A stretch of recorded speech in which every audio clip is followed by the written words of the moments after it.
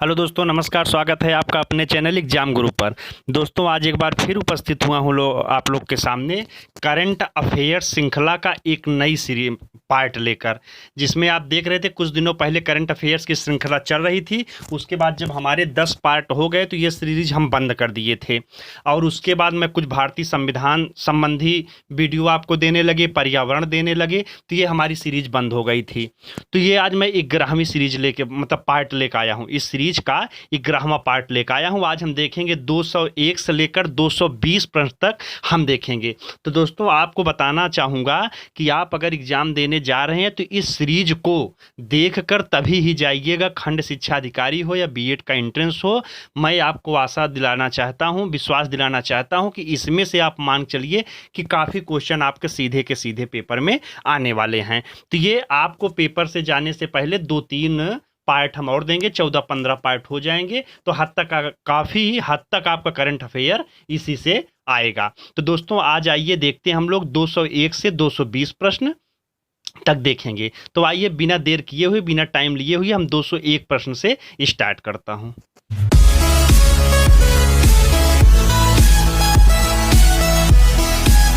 201 प्रश्न ये देखिए कि 17वीं लोकसभा स्पीकर, ये देखिए 17वीं लोकसभा के जो स्पीकर थे कौन है, ओम बिड़ला, को चुना गया किस संसदीय क्षेत्र से। तो ये किस संसदीय क्षेत्र से सांसद हैं, तो आप याद रखेंगे कि ये कोटा, कोटा कहाँ पे है, राजस्थान। तो ये कोटा, राजस्थान के कोटा संसदीय क्षेत्र से ये सांसद हैं, ये आप याद रखिएगा। दूसरा प्रश्न 202, हाल ही में किस राज्य ने ई गजट पोर्टल, ये देखिए ई गजट पोर्टल नामक ऐप मतलब ऑनलाइन एक प्लेटफार्म लॉन्च किया है। तो यह जो है उड़ीसा, उड़ीसा राज्य जो है वह ई गजट पोर्टल नामक एक ऑनलाइन प्लेटफार्म लॉन्च किया है। क्वेश्चन 203, जनमत संग्रह द्वारा हाल ही में किसे, ये देखिए वेरी इंपॉर्टेंट, विश्व का सबसे नया राष्ट्र चुना गया। तो ये बोगनविले राष्ट्र है जो कि हाल ही में इसे विश्व का सबसे नवीनतम राष्ट्र के रूप में चुना गया है। नेक्स्ट 204, हाल ही में विश्व के सबसे कम उम्र की प्रधानमंत्री कौन बनी है। तो ये बनी है सना मरीन। कौन, ये सना मरीन, ये विश्व की सबसे कम उम्र में प्रधानमंत्री। ये भी देखिएगा, वेरी वेरी इंपॉर्टेंट प्रश्न है। तो ये सना मरीन जो हैं यह फिनलैंड की हैं। कहाँ की हैं, फिनलैंड की हैं, जो कि प्रधानमंत्री बनी है। मात्र 34 साल की उम्र में यह प्रधानमंत्री बन गई हैं। नेक्स्ट 205, विश्व प्रेस स्वतंत्रता सूचकांक, ये देखिए विश्व प्रेस स्वतंत्रता सूचकांक में भारत का स्थान क्या है। तो यह भारत का स्थान 142, 142वां स्थान भारत का है। तो अगर आपसे पूछे कि पहला स्थान किसका है, तो आप बताएंगे कि पहला स्थान जो है वह नॉर्वे है। कौन सा देश है, नॉर्वे को जो मिला है पहला स्थान मिला है, और अपना भारत 142, 142वें स्थान पर है। 206, अप्रैल 2020 में किस देश ने सफलतापूर्वक सैन्य उपग्रह, ये देखिए नूर, कौन सा उपग्रह, नूर को लॉन्च किया है। तो यह ईरान देश है जिसने नूर को लॉन्च किया है। कौन सा देश, ईरान। ईरान जो है वही यह उपग्रह लॉन्च किया है, जिसका नाम क्या है, नूर, राइट।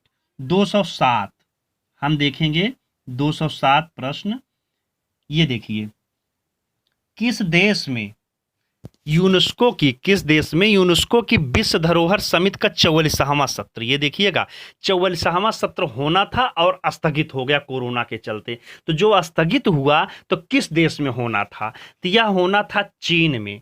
और प्रांत अगर पूछे तो फूजियान प्रांत चीन में है, वहीं पर यह होना था, लेकिन यह स्थगित हो गया है। ठीक। नेक्स्ट 208, केंद्र सरकार द्वारा जारी एक दस्तावेज के अनुसार भारत में कितने बाघ गलियारे, ये देखिए कितने बाघ गलियारे की पहचान की गई। तो आप याद रखेंगे 32 बाघ गलियारे की पहचान की गई है, राइट। 209, सुशासन दिवस कब मनाया जाता है, वेरी इंपॉर्टेंट।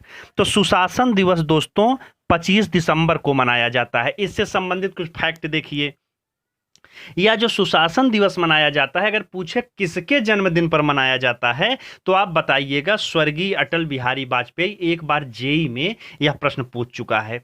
तो अटल बिहारी वाजपेयी जी जो हैं उनके ही जन्म दिवस पर यह मनाया जाता है सुशासन दिवस। राइट। नेक्स्ट 210, किस भारतीय महिला वैज्ञानिक के नाम पर एक तारे का नाम लॉन्च किया गया? क्या?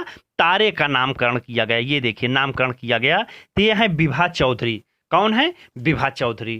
राइट। अगर पूछे कौन सी महिला वैज्ञानिक हैं जिनके नाम पर एक तारे का नाम रखा गया तो आप बताएंगे विभा चौधरी। लेकिन अगर पूछे उस ग्रह का नाम क्या है तो आप बताएंगे संत मस। क्या? संत मस। ये देखिए संत मस, संत मस नाम है। राइट।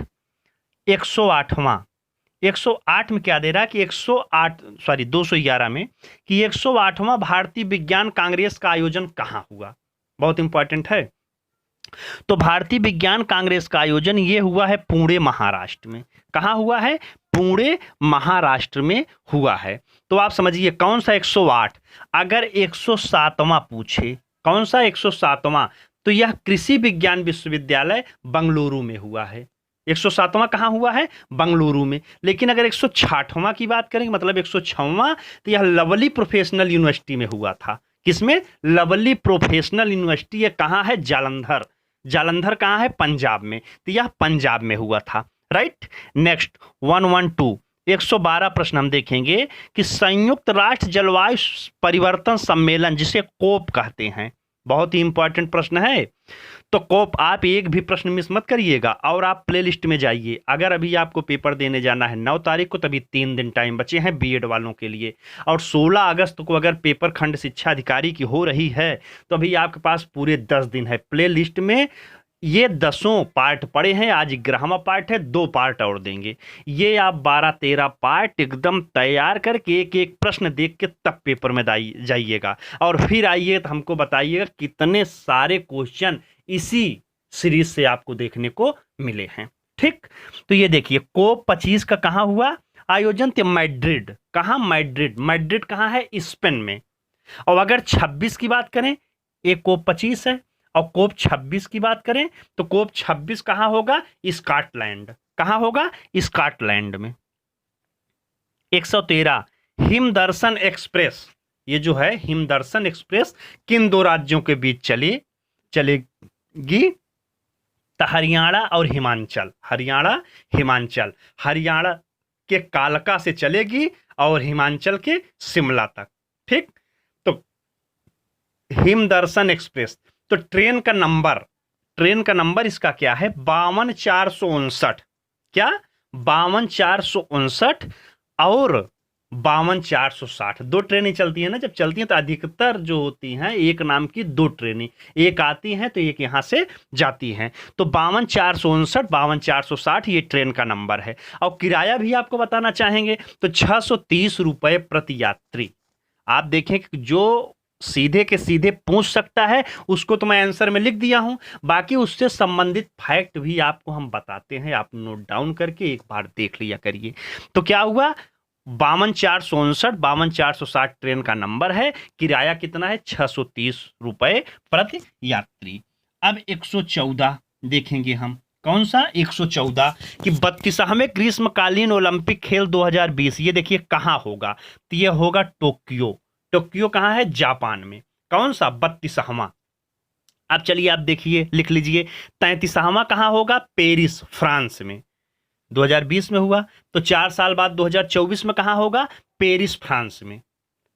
32 हो गया हमारा टोक्यो जापान में 2020 में। 4 साल बाद 33वां 2024 में पेरिस, फ्रांस में।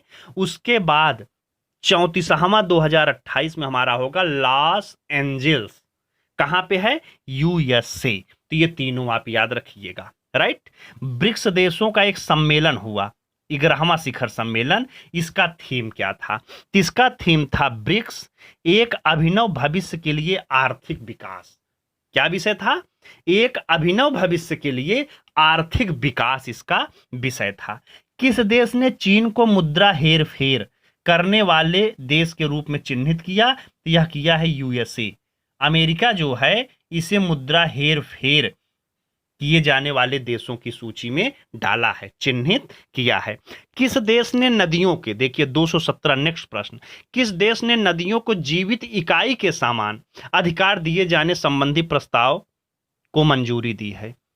तो ये कौन सा देश है? यह देश है अपना पड़ोसी बांग्लादेश। जो बांग्लादेश है यह नदियों को जीवित इकाई के समान अधिकार दिए जाने संबंधी एक प्रस्ताव था, उसको मंजूरी दे दी है। राइट। 218 विश्व के 100 एथलीट, ये देखिए विश्व के 100 एथलीट की सूची में प्रथम स्थान किसका है? ये रोजर फेडरर का है। किसका? रोजर, ये देखिए रोजर है, रोजर फेडरर। किसका है? Roger Federer. तो आप इससे संबंधित कुछ फैक्ट देखिएगा कि रोजर फेडरर कभी कभी पूछता है कि किस देश के हैं, तो आप बताएंगे स्विट्जरलैंड, कि यह टेनिस खिलाड़ी हैं। क्या है? स्विट्जरलैंड के टेनिस खिलाड़ी। राइट।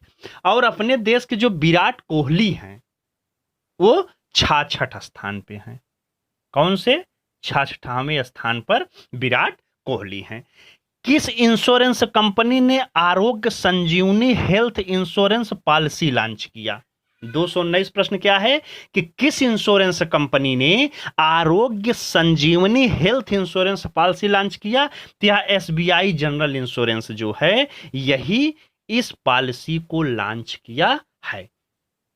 220 आज का लास्ट प्रश्न, इस पार्ट का लास्ट पार्ट, 11वें पार्ट का लास्ट प्रश्न 220वां देखेंगे। हाल ही में शून्यकाल के दौरान कौन सी भाषा राज्यसभा में पहली बार गई है? वेरी इंपॉर्टेंट वीवीआई प्रश्न। तो क्या है? संथाली। ये कौन सी भाषा है? याद रखेंगे आप, संथाली। संथाली को पढ़ने की लिपि जो है ओल चिकी है। अगर लिपि समझिए तो एक लिपि होती है, तो लिपि ओल चिकी है। यह भाषा सरोजनी एम ब्रह्म के द्वारा बोला गया।